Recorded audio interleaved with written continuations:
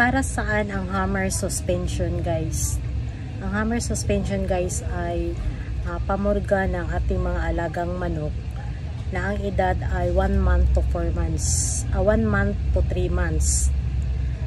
So, ang paghalo nito sa tubig guys is depende sa edad ng ating mga sisiw. Halimbawa, 1 month to 2 months, ihalo natin ang isang pakiti sa 3 litrong tubig. At ibigay ito guys sa loob ng isang araw. Then, kung ang edad naman ay 3 months, pwede pa rin itong gamitin guys, ang hammer suspension. But, ihalo na lang ito sa 1 litrong tubig. At the same pa rin, ibigay ito sa isang araw lamang.